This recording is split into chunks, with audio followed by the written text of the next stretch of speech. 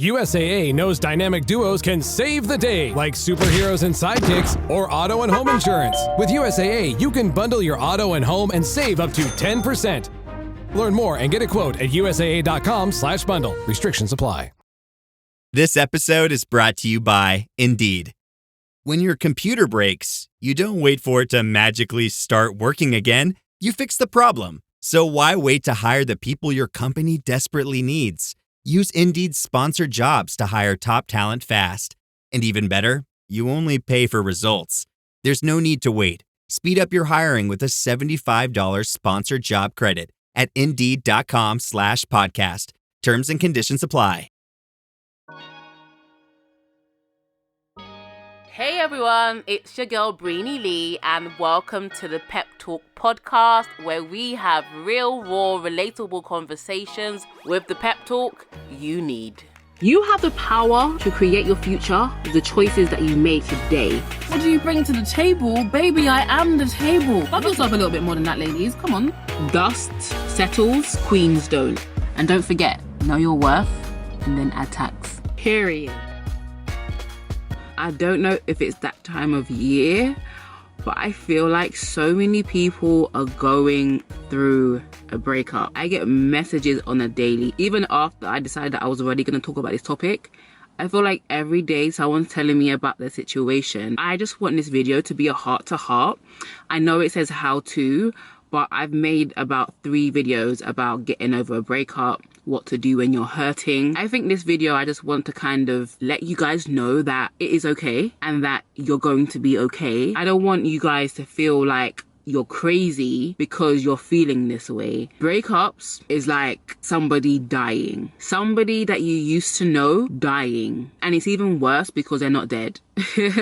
You still have to see them. You still have to know that they're existing. You still have to know that they're maybe moving on with their life. Maybe they're dating someone else. So it's even worse than someone dying. At least if they die, they're gone, right? But no, this person, this ex is still there to torment you. And I know there's different scenarios when it comes to breakups. The guy broke up with you, or you broke up with him, or you guys decided mutually that you guys were going to go your separate ways, or the guy just went ghost. That's like really hard as well. And I just want to be there to support you and say that you're going to get through this. I know it seems so difficult right now. I know your heart is breaking. I know your heart is hurting you right now. And you feel like, can anything be worse than this? But I know that you guys are strong and that you've been through worse than this and you've overcome it. And I think sometimes when we're in the midst of something, we feel like, I'm gonna die. Like, I'm literally going to die, because you can't see anything getting better. You can't see any way out of it. I want to let you guys know that you're gonna get out of this. We've all been there. We've all had to let go of somebody, or we've all been let go of. Unfortunately, it is just a way of life. And I guess my intention of this video is really to validate this pain and let you guys know that you're not crazy. You're not crazy. Shit is real. When feelings are involved, shit gets real, okay? And the pain that you're feeling is justified. We women are nurturers by nature. When we give our heart to you, we give our whole hearts, which is why it hurts so much. When you are in a relationship, you give that other person the key to your emotions. Yeah, you do. You give that other person the key to your emotions. They can either unlock it or close it. And they have the power. That's why when they do something, you're triggered. When they don't do something, you're triggered. You gave that person the key to your emotions. And so getting through, and I like to say getting through a breakup, not getting over it, because no one can just like hop, skip and jump over it. You have to go through it. It's literally a process. Firstly, I want to give you guys permission to cry if you need to. Cry me a river. Cry if you need to. Take a day off work if you need to. Take some time out for yourself if you need to. No one should make you feel stupid for feeling the way you do. Your feelings matter. And you know, one of the worst things about a breakup, especially if you're in like a serious relationship, you built this dream of your future with that person. With that person being in it. Your plans that you made for your future was always including this person. So what happens when you plan, spend the rest of your life with this person, when you plan to get married, when you plan to be engaged, to have children, to start a family? What happens when that dream is literally crushed? And the Bible says, one of my favorite scriptures, I always say that, but the Bible says, hope deferred makes the heart sick. Literally, the sickness that you're feeling, the love sickness that you're feeling, is a yearning for what was supposed to be that isn't anymore. What was meant to be but isn't anymore. You're literally mourning not just the present, but also the future you planned with that person. It's tough. Like, it's so hard. It's so hard. And I kind of want to speak a little bit about rejection, especially if you're the one that's been dumped. But don't get me wrong, even if you're the one that did the breaking up, you can still feel rejected. And I think in those circumstances, we as women, we are natural nurturers, so we may feel the propensity to go back and to kind of soothe him and be like, oh, but you know, I still love you and I really hate that this happened, and like try and like coddle him. But I need you to understand that he's going to be okay. You're not his mum and you don't need to be his therapist. Let him mourn you in peace. And this is why a lot of us break up with somebody and we go back and we go back and we go back. And if it's not you doing the coddling, it's the other person doing the coddling too. So a guy may break up with you and still message you and still text you and still be like, are you okay? That doesn't mean that they want to intentionally play and mess with your emotions. I think when the love is there and when they genuinely loved you or they genuinely had feelings for you, it does not go away overnight. So them texting you, them checking up on you does not necessarily mean they want to start a relationship with you again. They are probably just concerned about your well-being. But because your emotions are still involved, you are vulnerable, and you are vulnerable to getting and receiving mixed messages. I don't want you to flip-flop back into that old routine, because I know from experience, when you break up with someone, there's always that gray area, okay? And that gray area is, okay, I still love you, I still care about you, there's still feelings involved, we may still be in each other's lives because we go to the same church, we go to the same school, university, we have the same friends group, and it's that gray area of, how do I now relate to you apart from you, right? How do I now relate to this person differently? Because it's no longer this, it's more like this. And I think that's the hard part. But when you keep going backwards and forwards, backwards and forwards, backwards and forwards, you are actually slowing down the healing process. And it may feel good at the time. Oh, I've got his attention back. Oh, he really does care about me. Oh, he really does love me. No, you're slowing down the process because the breakup is inevitable. If something isn't working, it just isn't working, okay? So you flip-flopping and going back and going back and going back and playing this dance like this, you're slowing down the healing process. You're gonna have to go through what I'm talking about now, the breakup process. If not now, in a few weeks, in a few months, okay? Because the breakup is inevitable. You just have to learn to let go, let go, let go, let him go, let it go. And a lot of people feel like blocking someone that you used to love is like a bit extreme, but you have to take extreme measures because love, emotions, feelings are so complicated. One day you may feel like, oh, I hate him. The next day you may feel like, I love him. Let me call him. Let me text him. Let me stalk his Instagram. Let me just send him one more message. Let me reassure him that I really did have feelings for you. Let me reassure him that this was real.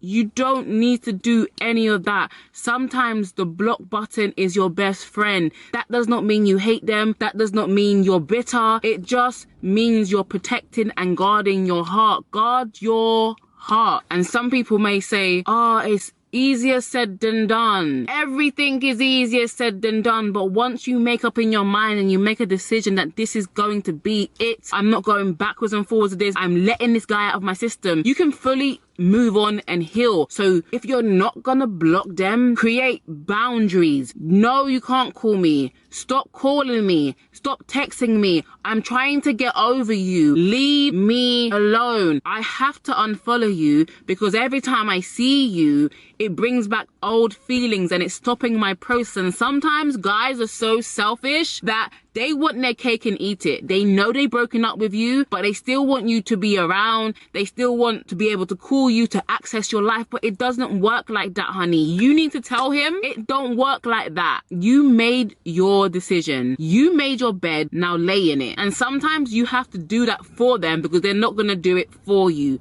Because most of the time, all they can think about is themselves and their feelings and what they want. And so you must make the decision for them and exit the situation. So boundaries, boundaries, boundaries. The less you see of somebody, the less feelings you will have for that person, okay? It's not going to be helpful, no matter how much you want to try and trick yourself, no matter how much you want to try and play yourself and be like, oh, it's fine, I can still follow him on Instagram, I can still watch his stories, I'm not going to feel any type of way. Don't deceive yourself, don't fool yourself, okay? We're not that strong, especially in the initial stages. You're not going to be strong. You're not going to be strong in the initial stages, okay? You are very vulnerable, okay? You are becoming strong, but you are not strong, okay? So don't play yourself, okay? Do what needs to be done. And I can't tell you what it is. Maybe for some people it's a block. Maybe it's for some people it's a unfollow.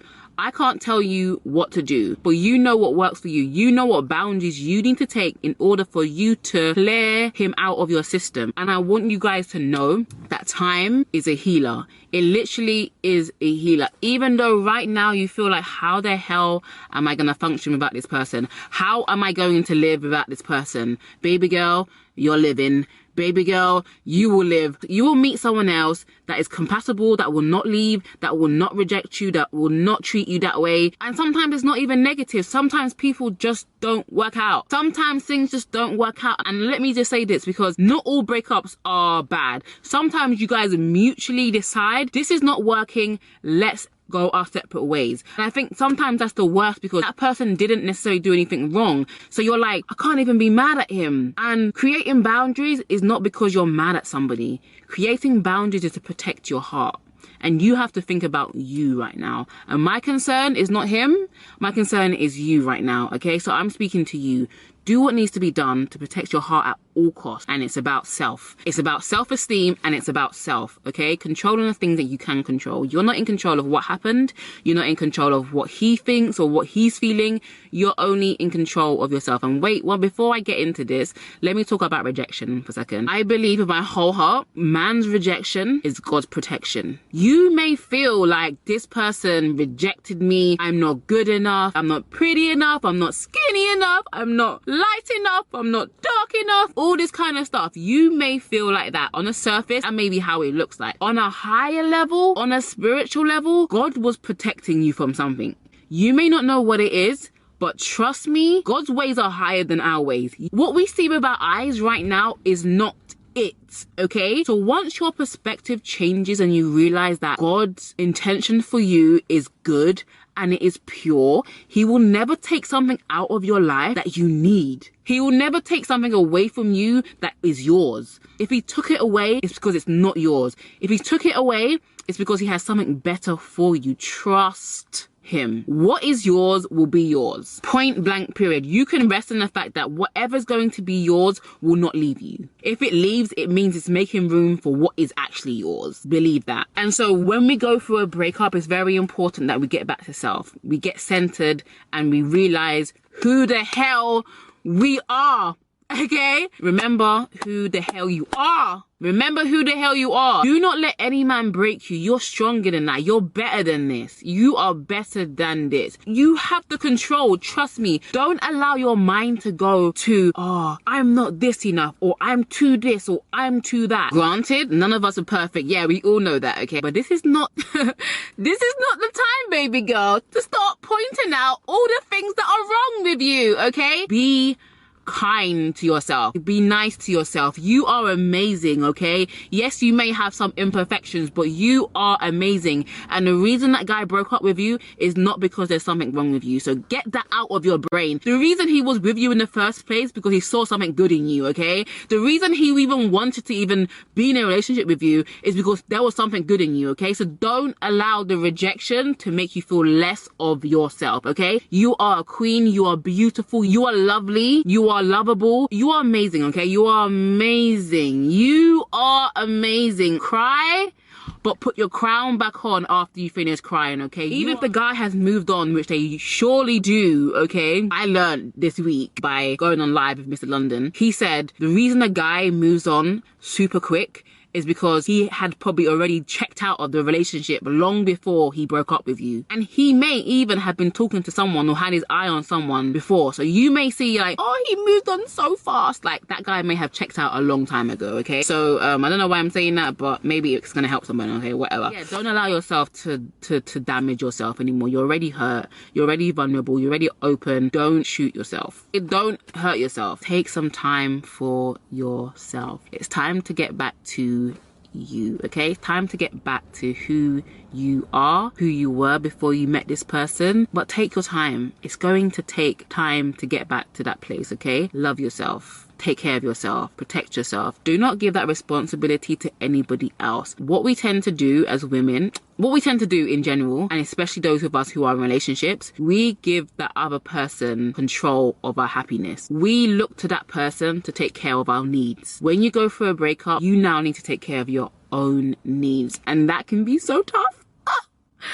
That can be so tough. By the way, we expect way too much from other people, by the way. We expect way too much from other people. We expect other people to meet the needs we're supposed to be meeting in our own lives. We expect so much love, so much support from other people because we are not giving it to ourselves. Let that sizzle in your spirit. You're looking for someone else to give you what you need because you're not giving it to yourself. When you start giving yourself the things that you need, okay? Attention, love, support, affirmation. When you start giving that to yourself, you will look to other people, but you won't look to them to tell you what you already should be telling yourself. The amount of times I use the word yourself is so funny because it is all about you. All about you. It all starts, stops, and ends with you. You are in control of every single thing that happens in your life. You may not be in control of what happens to you,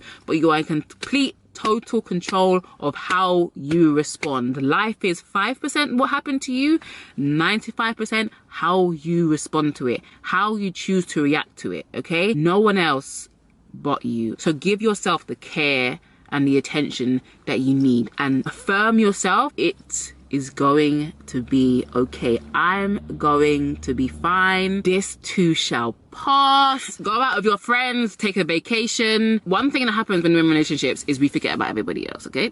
Some people do. I'm that person, okay?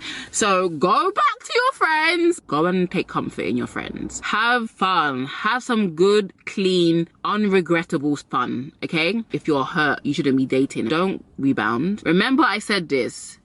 Do not rebound. That's the least strong thing you can do. That's the weakest thing that you can do, and it's also very selfish. Do not bring anybody else into your mess, okay? Vacuum the mess, get rid of the mess so that you're able to go into a new relationship free and able to give and not selfish, like, I gotta fill my voids of I need love, I need attention. Don't do that. Heal, heal, heal, and it's gonna take time. And I'm not saying that every relationship ends smoothly. Sometimes you have a really, really rough breakup. And what helped me is, so I went for a breakup in 2017, okay? I don't really talk about it that much because it was short, but it was deep. And I was very angry. I was just really mad and angry. I don't know if I was angry at him or I was angry at myself, probably both. But I decided to write a poem. I wouldn't call it a poem. It was literally a letter of disgust. And I didn't know I could do poetry until I started to write this. So I think I'm going to end with this. I'm going to let you guys into my letter to my ex. Let me get into the angry zone. You're so disappointing.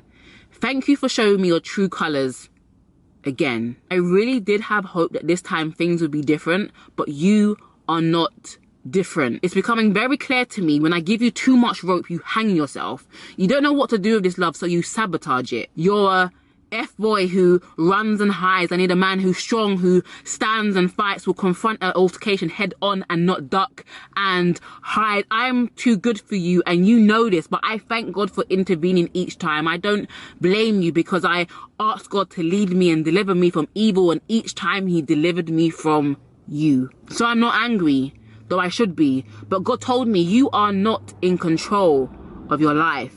I am, but I didn't listen. I thought it'd be cute to hang out with you one last time. I love your company. I just wanted to feel your arms again, get some of that old time loving, but it's okay.